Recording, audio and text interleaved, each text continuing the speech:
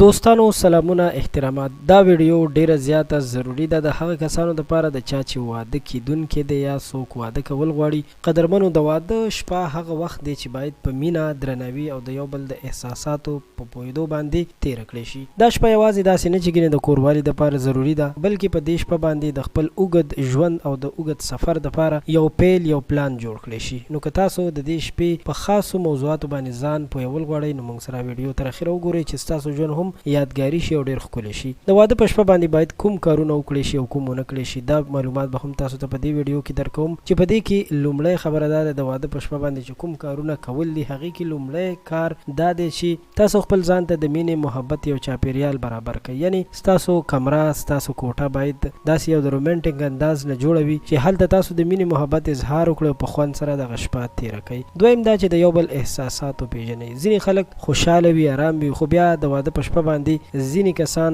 ناارامه وي. یعنې کومې ښځې چې دي هغوی اکثر یریږي ځکه چې پردي کور ته تللي وي او دغه ویره د هغوی په زړه کې وي. نو باید د هغوی باندې دومره پریشر را نه وړلی شي او هغوی سره په مینه محبت باندې چلند وکړی شي. او دریم دا چې یو بل سره د راتلونکي دپاره پلانونه شریک کړي، ځکه چې دا شپه د یو خوشحالۍ نه ډکه شپه وي. نو یو بل سره نظرونه شریک کړي، دوی د خپل آینده دپاره یو ښه پلانینګ ونیسي.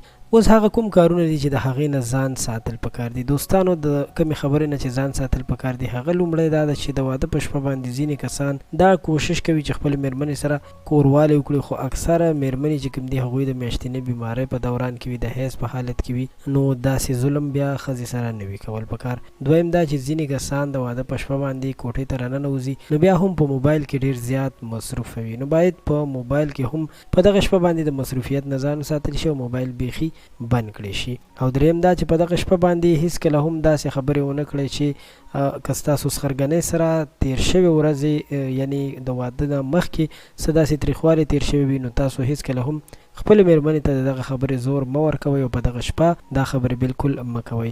امید لرم دا معلومات به ستاسو لپاره نوي وي، ستاسو به خوښ شوي وي. خپل نظر هم را سره شریک کړئ او زموږ چینل د نور تازه ترین اپډیټ لپاره سبسکرایب کړئ.